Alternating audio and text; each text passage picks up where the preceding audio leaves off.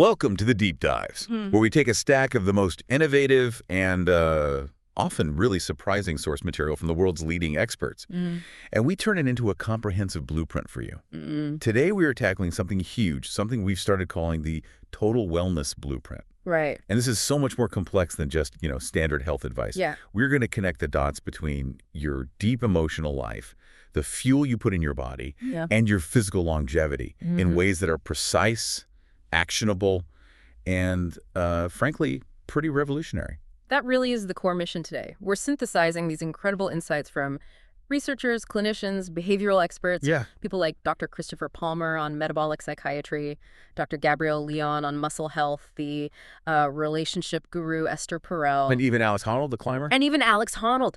We are moving entirely beyond those generic wellness platitudes. We're here to show you exactly how these areas that seem so separate, the brain, the metabolism, your habits, are all just components of one single integrated system. And you know what grabbed me immediately in this material? It was the absolute aha moments. We have sources here that provide clinical evidence that a chronic, unaddressed, emotional pattern like maybe the way you handle confrontation, or that lifelong inability you have to just slow down. Right. It isn't just making you tired. It is physically overriding the benefits of your super clean organic diet and your dedicated morning workout. It's literally canceling it out. Exactly. That connection between a repressed emotion and actual heart plaque. That's the kind of deep insight we want you to walk away with. So let's jump right into probably the biggest surprise we found. The fundamental physical link between your brain and your metabolism. When we talk about conditions like depression, anxiety, schizophrenia, bipolar, the standard medical conversation for, the last 50 years has been almost exclusively about neurotransmitter. Right, the chemical imbalance idea. The chemical imbalance. Serotonin, dopamine. But Dr. Christopher Palmer, he's really leading a movement that posits a truly revolutionary view. He argues that we should be treating many of these severe mental disorders not just as psychological issues, but as systemic metabolic disorders of the brain. Okay, that is a fundamental shift in framing. Because when I hear metabolic disorder, my mind instantly goes to, type 2 diabetes or insulin resistance. How does that concept translate up to the brain? It forces us to ask a totally different question about the root cause. Okay. It suggests the problem isn't primarily that you're just low on serotonin. Instead, the root issue lies with how the brain's power centers, the mitochondria, are functioning and processing fuel. So the energy infrastructure. The energy infrastructure. Wow. If that's compromised, if the mitochondria are inefficient or damaged or they can't switch fuel sources, then the whole system starts to fail. And that systemic metabolic breakdown, it manifests in the symptoms we call severe mental illness. And the implication is, if the problem is metabolic, then the treatment should include metabolic tools. And the evidence here isn't just a theory, it's stunningly specific. And it focuses on a tool most of us associate with weight loss, the ketogenic diet. Right, and the sources detail this one patient story that it drives the point home so powerfully. That's extraordinary. It really is. I mean, think about the scale of the illness here. We're talking about a patient who had lived with chronic treatment-resistant schizophrenia for 53 years. 53 years. On heavy antipsychotic medications the whole time. When this person adopted a strict ketogenic diet, a metabolic intervention, the results were just transformational. It surpassed decades of medication. So what happened? Was it just like a reduction in symptoms? No, this is the incredible part. It was full sustained remission. Wow. The patient not only achieved full remission, but was eventually taken off all antipsychotic medication completely. And for how long? And he remained completely symptom-free for an incredible 15 years, lived a full life until passing away at 85. So you have 53 years of illness, just reversed, for 15 years, purely through a fundamental shift in cellular fuel. That just challenges everything we thought we knew. The fact that he maintained it for a decade and a half suggests this wasn't just, masking symptoms. No. This was a root cause correction. It was addressing that energy failure in the brain. Absolutely. And while that anecdote is powerful, the clinical validation is now moving really, really fast. This is not fringe science anymore. We're seeing major institutions committing serious resources. There are currently 20 different research trials underway globally looking at this exact connection. And crucially, the Wellcome Trust, one of the world's largest biomedical research charities, has committed a massive massive $10 million grant specifically to study the keto diet versus standard treatment for bipolar disorder. $10 million. When you see that level of institutional money shifting towards dietary tools for mental illness, you know a paradigm shift is happening. It's a huge signal, a major shift in how we understand and treat the mind. And that sets the stage so well for our next section, which moves from the strictly metabolic to the psycho-emotional. Dr. Ranesh Sinha, he highlights how the way we manage, or maybe mismanage, our emotional life. It directly feeds into that same metabolic picture we were just talking about. We tend to categorize stress as mental, right? Right. But he argues that constantly suppressing emotions or living in that nonstop high achievement mode, it's not just psychological exhaustion, it is a literal driver of physical disease. And this is where we have to look under the hood at the mechanism. It's physiological. When you're in that state of chronic emotional suppression, or you're just perpetually driving yourself, That high alert state. that high alert, chronic, low-level stress, you are constantly activating your sympathetic nervous system. That's your fight or flight response. And when that system is always on, You're bathed in stress hormones, cortisol, adrenaline. exactly. And those hormones aren't just making you feel jittery, they're initiating a chemical cascade. That constant hormonal barrage drives chronic inflammation and the steady release of what are called inflammatory cytokines. So you could be eating the cleanest diet. You could be eating perfectly organic, exercising 5 days a week, but if you have this perpetual low-level internal war raging, the emotional suppression, those inflammatory markers, they literally override the benefits of your healthy behaviors. They are powerful enough to negate your clean lifestyle. We need to put a name to these internal battles. Dr. Sinha outlined 3 specific chronic emotional patterns that are major culprits. Yeah, and they're patterns that I think most people fall into at some point, but living there chronically is the real danger. So what are they? First, there's pushing. That's the relentless achievement drive, the inability to slow down, the belief that your productivity equals your self-worth. Okay, I know a few people like that. Maybe I am that person. Right. Second is bracing. That's hypervigilance, constantly anticipating disaster, scanning the room for threats. The constant state of readiness. Exactly. And third is muting, which is the suppression of genuine emotional responses. You stuff down your anger, your sadness to maintain harmony or avoid conflict. All 3 keep the body's emergency system on red alert. And the physiological consequences of these patterns are perfectly illustrated by the anecdote of Sheila. This story, for me, just crystallized the physical danger of it all. The story of Sheila it's just the starkest reminder. She was only 38 years old. By all external measures, a health superstar. Right. 8 organic exercise daily. Tracked her macros, all of it.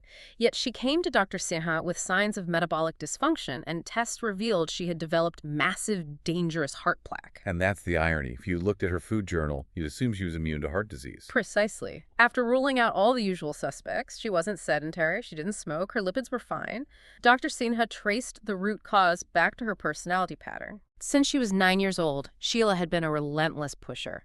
She could never rest, never slow down, never truly process downtime. And that lifelong drive. That lifelong drive kept her stress hormones elevated, spiking adrenaline and, critically, driving constant inflammation that damaged her arteries, which eventually resulted in that plaque buildup. Her perfect diet couldn't outrun the physiological impact of her emotional state. That's profound. She was feeding her body clean fuel, but the engine was perpetually redlining from emotional pressure, and it resulted in structural failure. Mindset isn't a soft skill, it's a physiological input. So if that nonstop high alert mode is driving all this inflammation, the immediate question is, how do we break the cycle? We need some concrete techniques. Right, from problem to solution. Let's start with just handling the thoughts and emotions themselves. The sources offer a method called head flicks, which is a perfect, really accessible entry point into open monitoring meditation. Head flicks. I like that. Yeah. The instinctual response to a difficult emotion, like anger or anxiety, is to either suppress it, which is muting, or fight it, which is bracing. Both of those just increase the fight or flight response. Right. Head flicks teaches you to do neither. Instead, you consciously observe the thought or the emotion as if it were an actor on a movie screen. You are the impartial viewer, the audience, not the director or a participant in the scene. And what's so compelling is that this isn't just, some woo-woo spiritual advice. There's specific neuroscience that backs this up. It relates to the simple act of labeling. That's a critical piece of data from a UCLA study. When subjects are instructed to just label an emotional state, to say internally that is anger or that is a thought of anxiety, it causes a measurable shift in brain activity. From where to where? Activity decreases in the amygdala, the immediate threat, fear, and fight center, and it shifts forward to the prefrontal cortex, which is the center for reasoning and logic. So by just naming it, you interrupt the panic and engage the part of your brain that can manage it. You immediately gain distance. Exactly. Okay, so let's talk about that relentless inner critic, which often fuels the pushing pattern we mentioned. How do we reduce its power? So therapist Amita Schmidt provides this really powerful visualization technique. She suggests recognizing that the critic often feels so immediate and overwhelming, right? Like a voice right in your ear. A voice in your ear, a weight on your chest. To disrupt that, you visualize the critic as a small, insignificant object, maybe a tiny couch. A tiny couch, okay. And then you place that tiny couch inside a massive cavernous space, like an airplane hangar. The hangar is the key. Why is that so effective? Because the critic is still there on its tiny couch, but the space of your awareness, the hangar, is now so vast that you aren't constantly bumping into it. It's not inescapable anymore. It's a small, distant sound in a huge room of perspective. I love that. It creates instant psychological detachment. It really does. So let's transition that mental space into the real world, especially for people who struggle with work stress spilling over into their home life. Dr. Guy Winch makes a very important distinction here. He clarifies that if you are cognitively exhausted, passive relaxation is not the same as true recharging. Right. So coming home and just slumping on the couch and scrolling your phone? Yeah. That's not it. That is passive. It's not helping. It gives your mind more easy, low-quality input, but it doesn't restore cognitive energy. If mental exhaustion is the core problem, you need active engagement, a complex hobby, an activity that requires focus, a different type of exercise to truly shift your mental state. Slouching won't cut it. So the brain needs a clear signal that the workday is over, that identity is sealed off. How do we engineer that? Dr. Winch's solution is the transition ritual. Your brain is still revved up. It needs a concrete physical signal that the emergency is over. So what would that look like? It has to be physical and non-negotiable. It could be changing out of your work clothes the moment you walk in the door, or adjusting the lighting and temperature, or playing a specific 5-minute piece of music every single day. This conscious sensory action tells your nervous system the environment has changed, the stress state is now physically sealed off and contained. It's a deliberate way to break that loop. Okay, and finally, what about rumination? Those persistent, draining thought loops we just can't seem to drop. The most powerful technique for that is to convert the draining emotion into a soluble problem. You stop the loop by imposing radical clarity. You ask yourself, do I need to address this right now? Is this actionable? If the answer is yes, you immediately convert the anxiety into a discrete action item, and you schedule a specific time in the next 48 hours to plan a solution. You treat it like a meeting. And if the answer is no? If the answer is definitively no, it's out of your control, it's in the past, you consciously drop it, maybe using the head flicks or the airplane hanger technique. The goal is to remove the ambiguity that keeps the mental engine running nonstop. We've established that the body is one integrated system. Emotional stress causes physical inflammation.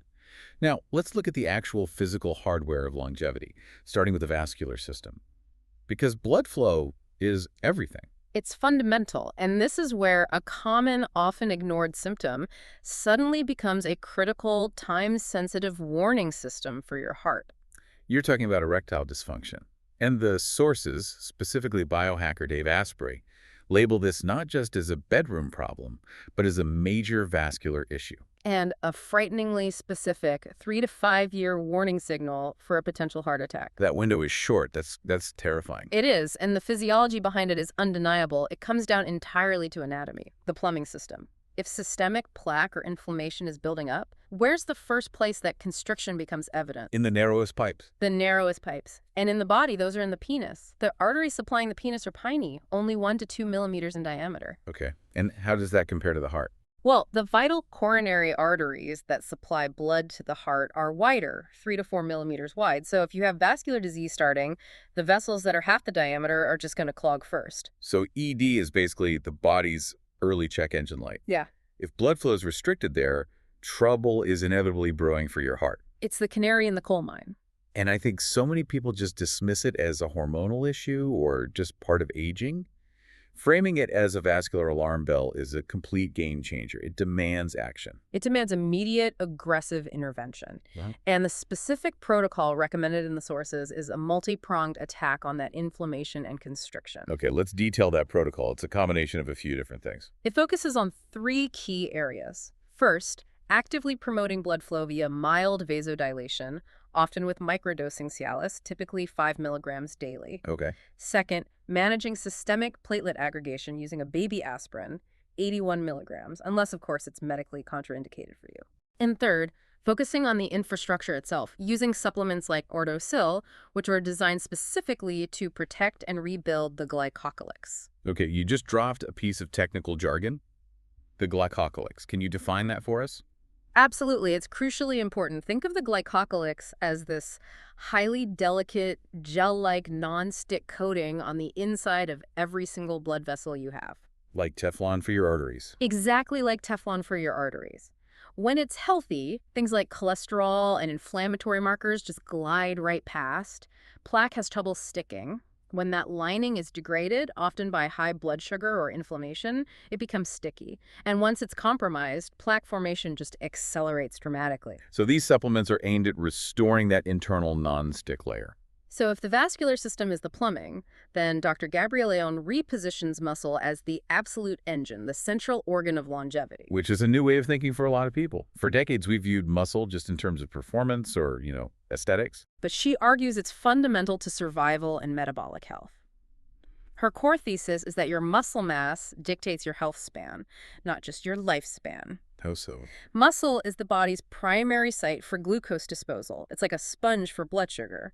When you lose muscle, you lose the ability to manage blood sugar, which leads to metabolic dysfunction, chronic inflammation, and overall fragility. And that age-related muscle loss is called sarcopenia. Sarcopenia, and it dramatically increases overall disease risk. And we saw that direct link.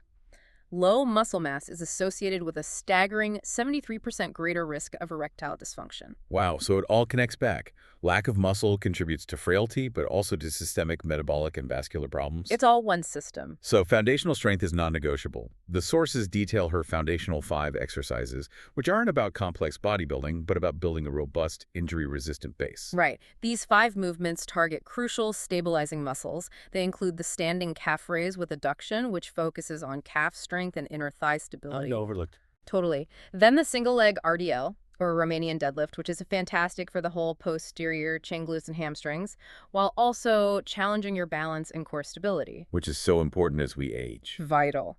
Then the hip airplane, which is a mobility and control movement for the hip joint, key for preventing knee and back pain.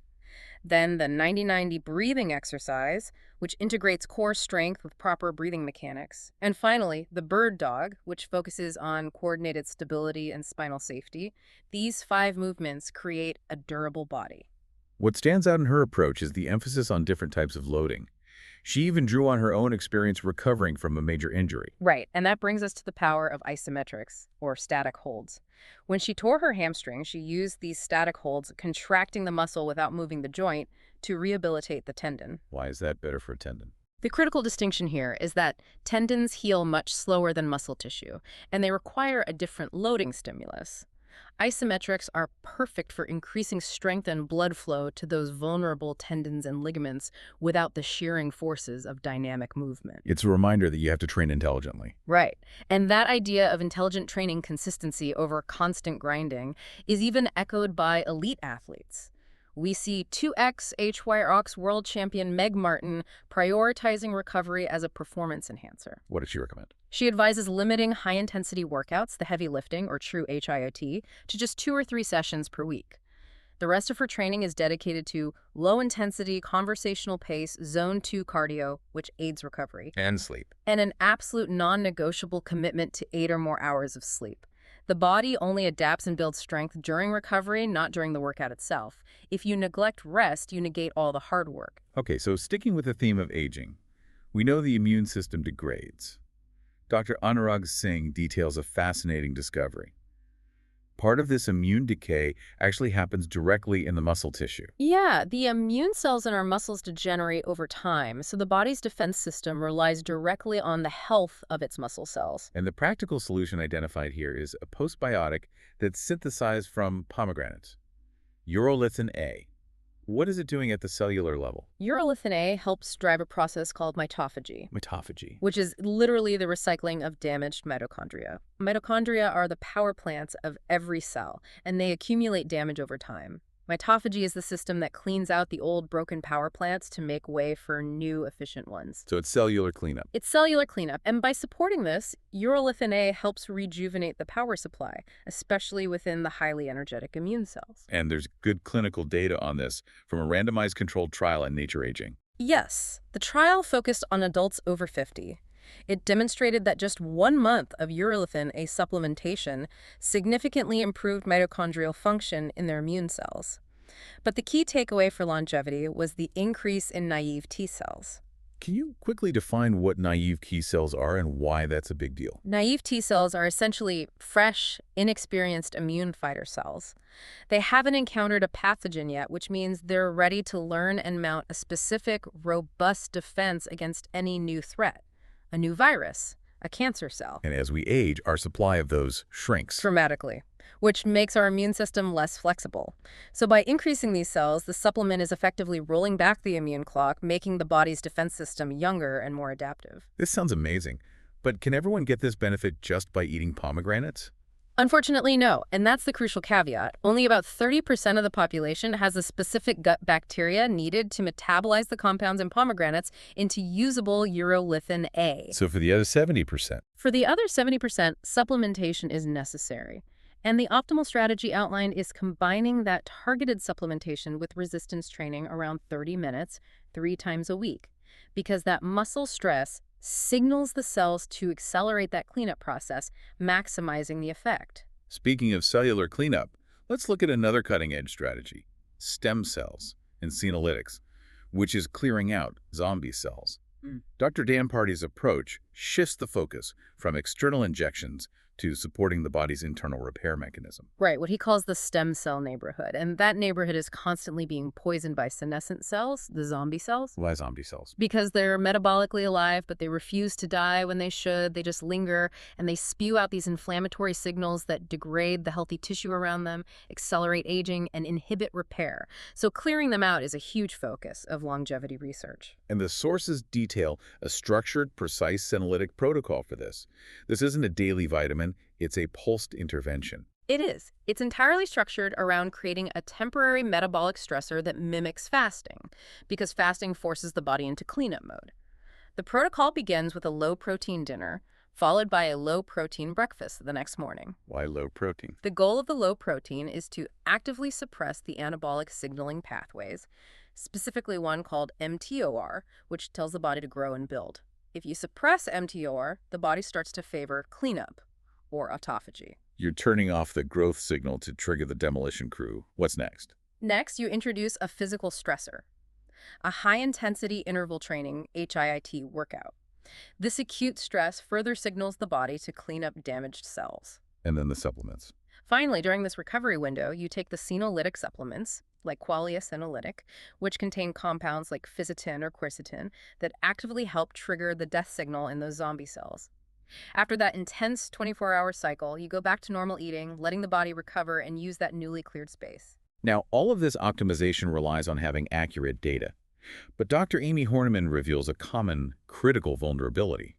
Patient misdiagnosis, particularly with the thyroid, simply because people take lab tests improperly. This is such a foundational issue. You can have the best plan in the world, but if your initial data is flawed, the whole thing is built on sand. Thyroid hormones, especially T3, are incredibly sensitive to timing, food, and common supplements, and labs often don't provide patients with the strict protocol needed, leading to wildly inaccurate results. Okay, so we need to give the listener these 3 strict rules for getting reliable thyroid labs. Right. What's rule 1? Rule 1. You must test before 9 a.m. and while completely fasted. Thyroid hormones follow a strong circadian rhythm. Your levels naturally peak in the very early morning. And if you test later? If you test at 11 a.m. or noon, you'll get an artificially low reading. And your doctor might think your thyroid function is fine when it's actually compromised. You have to capture that morning peak. Okay, and what about people who are already on thyroid medication, especially those with T3? That is rule 2, and it's non-negotiable. You must hold the medication for 18 to 24 hours prior to the blood draw. T3 has a very short half-life. Yeah. If you take your pill in the morning and test an hour later, you'll see a false, temporary spike in your blood levels. A false high. A false high. It makes it look like your medication is working perfectly when your true baseline might be totally inadequate. And the third rule challenge is a very popular supplement. Wait, biotin. I take that for my hair and nails. Are you telling me that could lead to a complete misdiagnosis? Absolutely. That is rule 3. You must completely avoid biotin supplements for 5 to 7 full days before your blood draw. Why? It's not that biotin is harmful to your body, it's that it actively interferes with the lab's equipment. The majority of thyroid assays use biotin to help tag and measure the thyroid molecules. If you have excess biotin floating around in your blood, it muddles the signal, resulting in dramatically inaccurate readings. It breaks the data collection mechanism. Let's talk fueling the machine. The gut is ground zero for, well, for everything. Immune function, mental health, nutrient absorption. Dr. Will Bulsiewicz simplifies the complex world of the microbiome by focusing on 4 crucial elements, his workhorses. Right, this simplifies it away from counting specific bacterial strains. The 4 workhorses are fiber, which is the food for your good bacteria, polyphenols, those colorful compounds in plants that act as prebiotics and antioxidants, healthy fats for cell membranes, and finally, fermented foods. And their emphasis on fermented foods is huge. We have concrete clinical evidence on its impact. The Stanford study is fantastic proof of concept. Researchers tracked subjects who significantly increased their intake of things like kefir, sauerkraut, kombucha for just 8 weeks. It's 8 weeks. And the results were dramatic. A measurable increase in overall gut diversity and, critically, a significant 25% drop in inflammatory markers. Wow. So it confirms that actively feeding your microbiome quickly translates to reduced systemic inflammation, which connects all the way back to the mental stress section we started with. So we want fiber and diversity. But we need a critical warning here, distinguishing between fiber in whole foods and the isolated fiber added to processed products. The sources flag isolated inulin in carbonated drinks. This is such an essential nuance.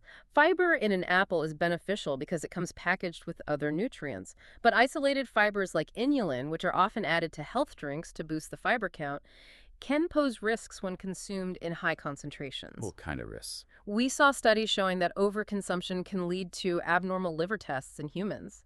Even more concerning, rodent studies linked overconsumption to the development of liver cancer in rats. It shows that separating a nutrient from its whole food matrix just drastically changes the body's reaction. And finally, let's tie the gut back to our behavior. It turns out your morning routine is a direct digestive aid. Absolutely. Dr. Bulsiewicz points out that morning sunlight exposure acts as a powerful digestive stimulant. When that light hits your retina, it signals the hypothalamus, which causes your cortisol levels to increase by about 50%. That surge of cortisol acts as the timestamp for your entire circadian system, telling the body it's morning. And a critical part of that signal is the stimulation of paracelsus, the muscular contractions that move waste through the digestive tract. So getting outside first thing isn't just for your mood. It's literally setting your digestive clock. Okay, moving from the gut to the plate. We've all been subjected to endless generic diet rules. Dietitian Ashley Koff makes a powerful argument against this rigid one-size-fits-all approach. Her philosophy is that personalized nutrition must begin with one foundational step no matter what, and that is digestion must be fixed first.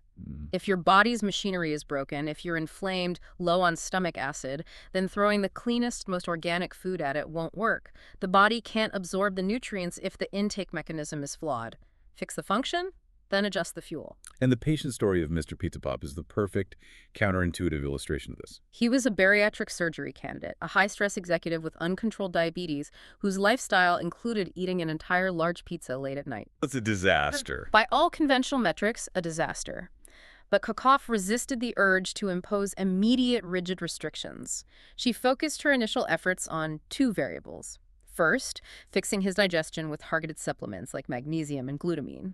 And second, she drastically changed the timing of his poor food choices. So he was allowed to keep eating the pizza. He was, but the rule was strict. He had to eat 3 slices every 3 hours, starting early in the morning and stop in the late afternoon. This shifted his carbohydrate load to when his body was most active and insulin sensitive. And what was the outcome of this approach? The outcome was remarkable. Because his body could suddenly process the fuel efficiently, and because it was time to maximize glucose disposal, he lost 51 pounds and, crucially, was able to get off his diabetes medication entirely. That's incredible. It proves that optimizing the body's machinery and timing can be far more powerful in the beginning than just following arbitrary good food rules. It's all about function first. And for making those food choices, KOF offers a simple, practical rating tool, the Delicious to Me test. It's a genius piece of behavioral engineering. Before you take a bite, rate the food on a scale of 1 to 10. How much do you truly want it? If it doesn't rate a 7 or higher, don't eat it. Right. It eliminates that passive, mindless eating. Exactly. And it's especially vital for patients on GLP-1 medications because those drugs often fundamentally alter taste perception. The 7+ rule reestablishes a mindful connection to food enjoyment. So following up on personalized fueling, Dr. Gabrielle Leon provides clear, actionable numbers for managing carbohydrate intake, particularly for the sedentary majority. Right, a specific threshold. What is that baseline limit for starchy carbs per meal for someone who isn't exercising regularly? For a sedentary individual, she advises limiting starchy carbohydrates to roughly 40 grams per meal. That's the practical threshold suggested to ensure efficient glucose disposal into the muscle cells without overwhelming the system and triggering an excessive insulin response. Well, 40 grams. That might be surprising to some. But the body can be trained to handle much more, and this is where exercise comes in. Absolutely. Exercise allows you to earn your carbs. When you engage in intense activity, specifically getting your heart rate over 120 beats per minute, you temporarily increase the insulin sensitivity in your muscle cells. You open up new pathways for glucose uptake. So what's the modification? For every hour of exercise where you sustain that elevated heart rate, you can add an additional 40 to 70 grams of carbohydrates. It confirms that metabolic health isn't about rigid restriction. It's about balancing energy input with energy expenditure. Let's return to the metabolic thread we started with. Dr. Ben Bickman provides a crucial insight into ketones. They've long been viewed simply as an alternative fuel source for the brain when glucose is scarce. Right, but his research expands their role dramatically. Ketones, specifically beta-hydroxybutyrate or BHB, are not merely backup fuel. They are powerful signaling molecules that actively reduce systemic inflammation. So they have a therapeutic role, regardless of whether you're in nutritional ketosis. Exactly. An anti-inflammatory role independent of their function as an energy source. And the sources detailed two incredibly potent specific mechanisms for this. Let's make sure we define these clearly. The first mechanism is the inhibition of the NLRP3 inflammasome. You need to think of the NLRP3 inflammasome as the cellular alarm bell that rings nonstop in chronic diseases like Alzheimer's and type 2 diabetes. It's a major protein complex that drives the production of chronic inflammation. And BHB does what to it? BHB acts as a direct inhibitor. It actively dampens that dangerous nonstop alarm ringing at the cellular level. So ketones are physically turning off the inflammation machine. What's the second pathway? The second pathway involves gene expression. BHB actively inhibits specific enzymes called histone deacetylases, or HDACs. HDACs typically keep certain protective genes silenced or turned off. Okay. By inhibiting these HDACs, BHB effectively acts as a switch, turning on powerful antioxidant and protective genes, like one called FOXO3A. When FOXO3A is activated, it bolsters the body's innate defense systems against oxidative stress. So BHB is both shutting down chronic inflammation and activating the body's internal repair systems. We've established the physical blueprint. Now we move to the final piece, behavioral engineering. And we have to start with the cornerstone of repair and longevity sleep. Dr. Matthew Walker issues these incredibly strong warnings about disrupting the body's deep genetic rhythm. This is maybe the most frightening data point we reviewed. A pivotal 2013 UK study on sleep deprivation tracked gene expression. They found that just one single week of sleeping only 6 hours a night which, let's be honest, is what many high achievers maintain. Guilty. It significantly altered the expression of 711 genes. 711 genes. In 7 days. That is a massive systemic disruption. Which genes were impacted? The disruption was alarming. Genes responsible for crucial immune function and repair were substantially downregulated, so your body's natural ability to fight illness was compromised. And what was upregulated? Conversely, genes known to be involved in the promotion of tumors and chronic inflammatory processes were upregulated. It just clearly illustrates that you cannot override the need for sleep without fundamentally altering your biological risk profile. And the immediate physical consequences are distinct, even after just one all-nighter. That acute sleep deprivation has specific, immediate metabolic consequences. An all-nighter pushes the body into a catabolic state where muscle tissue begins to break down for energy. So it eats away at that organ of longevity we just talked about. Exactly. And at the same time, fat tissue is signaled to store energy more aggressively. If this becomes chronic, the cumulative effect is that skinny fat body composition, where you lose muscle and retain fat, severely impairing your metabolic health. Moving to actionable lifestyle changes, one of the most impactful resets involves alcohol. Dr. Mark Hyman recommends a deliberate 30-day reset, like a dry January, not as self-punishment, but as a systematic strategy to reset metabolic and cognitive function. Can you lay out the physiological timeline? What benefits can people expect week by week? The benefits unfold sequentially. Week 1 is primarily cellular rehydration and repairing the immediate damage to the liver and gut lining. You just start to feel physically better. By week 2, the central nervous system begins to fully recover, which results in a measurable clearing of brain fog and improved focus.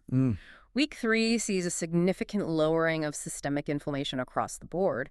And by week 4, you start to see measurable improvements in insulin sensitivity, correcting a major metabolic issue driven by chronic alcohol use. It's a full system reboot. The psychological barrier, though, is often that feeling of deprivation. Right. That you're giving something up. Right. And James Swanwick offers a psychological hack for that. He advises reframing the action to focus on the gain, not the loss. Instead of saying you're giving up alcohol, reframe it as choosing an alcohol-free lifestyle. How does that trick the brain? It's designed to trick your brain's reticular activating system, or RAS. The RAS acts like a filter, focusing your attention on what's relevant. If you say giving up, the RAS focuses on the pain. If you say choosing a lifestyle, the RAS focuses on the gains, better health, clarity, more energy making. It feels like a positive choice, not a sacrifice. Once we choose that lifestyle, we have to build the habits. And that brings us to James Clear's powerful technique of 5-minute mastery. This is such a beautiful lesson in prioritizing behavior mastery over intensity mastery. Clear cites the story of Mitch, who wanted to start working out but struggled. Mitch didn't force himself to do a strenuous workout. He committed to going to the gym for only 5 minutes daily for 6 weeks. The goal wasn't to build muscle. The goal was solely to master the habit of showing up. Once that behavior loop was completely automatic, increasing the intensity to 60 minutes became easy. And the foundation of all this sustained behavior is confidence. We're often taught to wait for confidence to appear before we take action, but experts like Dr. Zarai and Lewis Howes reinforce this crucial idea. Confidence is a result of action, not a prerequisite. You have to act your way into believing in yourself. Exactly. So if action builds confidence, then we have to find ways to take action even when we feel fear. That's the utility of micro-bravery. Micro-bravery is the strategy of systematically desensitizing yourself to fear by performing small, low-risk actions that cause mild discomfort. Like what? It could be anything. Speaking up in a meeting, asking a stranger a simple question, taking a slightly harder workout class. By doing these things repeatedly, you teach your brain, through low-stakes exposure, that the perceived threat isn't actually dangerous. You're building an internal library of successes. And nobody embodies the mastery of fear better than Alex Honnold, the free solo climber. His technique isn't about eliminating fear, it's about systematic normalization. His approach relies on intense, structured visualization. When preparing for a climb, he doesn't just visualize success, he visualizes the texture of the rock, the humidity, and critically, he includes the worst-case scenario. He actively processes the image of falling. So when he's actually on the wall, the feeling of fear isn't new. It's already been neutralized. Precisely. The sensory input of fear is already normalized and expected, which makes it less intrusive. And this behavioral engineering even shows up in his brain. A 2016 brain scan famously showed that Honnold's amygdala, the fear center, responds significantly less to frightening stimuli. And he attributes that change directly to 30 years of deliberate exposure and practice. Neuroplasticity in action. So once we're motivated, how do we set goals that actually stick? Jim Kwik points to a simple technique backed by research. The data from a Dominican university study is compelling. Simply writing down your goals makes you 42% more likely to achieve them. Wow. But Kwik emphasizes that goals, the outcome, are lag measures. They're results you can't control directly. The secret is pairing them with lead measures, the daily actions you can control. So if your goal is to get a new job, The lag measure is getting the job. The lead measure is sending out 5 targeted applications every single morning. You focus all your energy on mastering the lead measures. but we all miss a day. We fail sometimes. The key isn't perfection, it's resilience. He uses the tennis reset analogy. If you miss a day of your habit, don't spiral into self-punishment. Just like a tennis player shakes off a bad serve, you immediately reset your commitment and protect your self-trust with one simple rule. Never miss twice. You guarantee the next day is a win.